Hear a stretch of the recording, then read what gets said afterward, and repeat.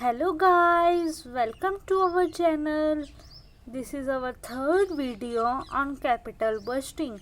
In this video, we will learn about methods of capital budgeting, or we can say evaluation of investment projects, and we did detailedly learn about payback period. Now without wasting our time, move towards our topic, methods or capital budgeting or evaluation of investment project. Capital budgeting is comprising into two parts, traditional non-discounting and time adjusted discounted cash flow. Now traditional non-discounting is further classified into two types, payback period and accounting rate of return. In time adjusted discounted cash flow, we further classified into four types. They are net present value, internal rate of return, profitability index, and the last one is terminal value method. Now we in depth learn about first traditional method, that is payback period. Payback period is that most popular traditional method of evaluating investment proposal. This method is based upon the principle that every capital expenditure pay itself back within a certain period of time out of additional earnings generated from the capital asset. What it means, according to this method, every asset, or we can say investment in the asset, pay itself back. He may pay themselves return to the investor holder from the capital asset in which he may invest. Under this method, various investments are ranked according to length of their payback period in such a manner that the investment with the shorter payback period is preferred to the one which has longer payback period. Now we learn how to calculate payback period. Step 1. Calculation of payback period of each project. Payback period of a project refers to number of years required to recover the initial investment in that project. It means how much we initially invest in the project, how many years are taken to cover that initial investment. Mainly this is the meaning of payback period. First case, if the project generates constant annual cash inflow, when the inflow from the project is constant over the life of the asset, payback period equals to initial investment in the project, or we can say original cost of the asset or investment in the project, upon annual cash inflow, that is net profit before depreciation and after tax. Now we take an example. Suppose a project requires an initial investment of 4,50,000 and yield an annual cash inflow of 1,50,000. Now in this we need to calculate payback period. Now payback period equals to initial cash flow upon initial cash inflow.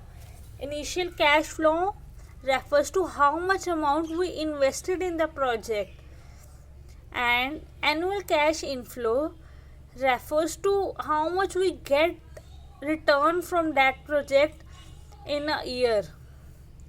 In our case, we invest 4,50,000 and getting back return in the form of profit after tax but before depreciation is 1,50,000. So our payback periods came out to be 4,50,000 upon 1,50,000 equals to 3 years. That means in 3 years we are able to recover our initial investment, that is 4,50,000. Now next is case B. If the project generates unequal cash inflow when the cash inflows are not equal over the life of the asset. Mainly, these types of projects are basically in the business, because in 1 year business may get higher return, in second year he may get not too much high return, or he may face losses. So calculate cumulative cash inflow of the project during its life. Now in this case, payback period equals to number of year in which the cumulative cash inflow become equals to its original cost of the project or the cost of the asset, may be in the form of the investment. Now understand this with the help of example.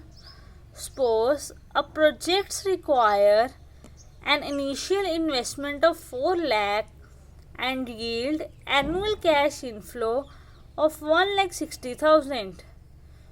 First year and second year 1,40,000, and at third year 1 lakh, and at fourth year 80,000, and at fifth year 50,000.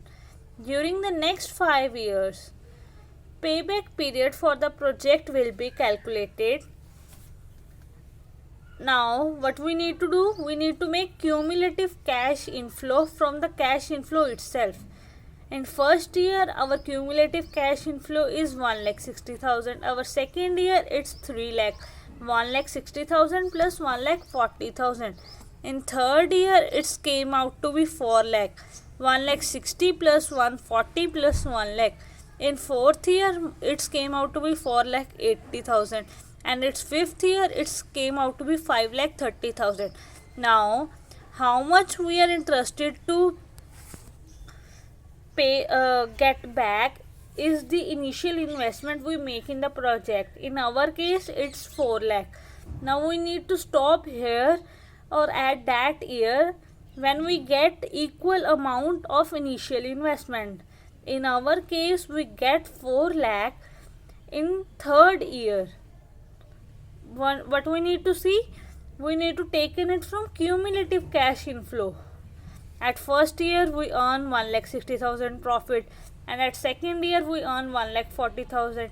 It's make 3 lakh, and at third year we earn 1 lakh profit. It's make 4 lakh. That is equals to our initial investment in the project. Now next is second step is to select the project which have the shorter payback period. After, what will happen if we need to select the two? If two projects are given and we need to select the one whose payback period is less. Now understand this with the help of an example. There are two projects X and Y, and each projects require an investment of 20,000. Now both the projects require the similar amount of investment, that is 20,000. Now we need to calculate payback period and compare them and choose the one whose return is less.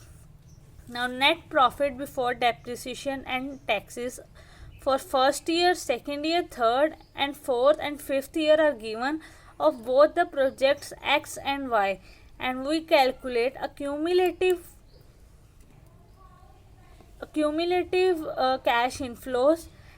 First year from project X we get 1,000, and second year 2,000, third year 4,000, fourth year 5,000, and fifth year 8,000. It came out to be 20,000. Our initial investment is also 20,000, and in the case of Y, our investment cumulative cash inflow came out to be 20,000, but what we need to see in X, we get 20,000 back in 5 years, but in case of Y we get 20,000 payback in 4 years.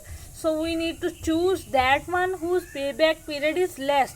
In our case Y's payback period is less, so we prefer Y to be an existing project.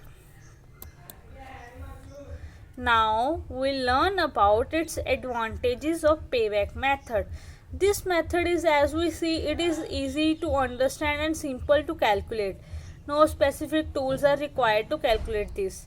It requires lesser time and labor as compared to other method. Now time and labor required to complete this method is very less. This method is suitable to a firm which has shortage of cash.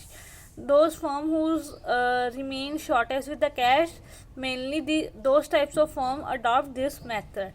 Now, as it has some advantage, it also has some disadvantages. They are: these methods ignore time value of money. The first and the basic and the most important disadvantage is that it ignores the time value of money. It does not consider the magnitude and timing of the cash inflows. It does not take into consider the cost of capital. Now, how much cost we need to incur to invest, it also ignore it. It may be difficult to determine minimum acceptable payback period. This method does not ensure true profitability of the project, as the period considered under this method is limited. If you like this video, then please like, share and subscribe my channel. Thank you.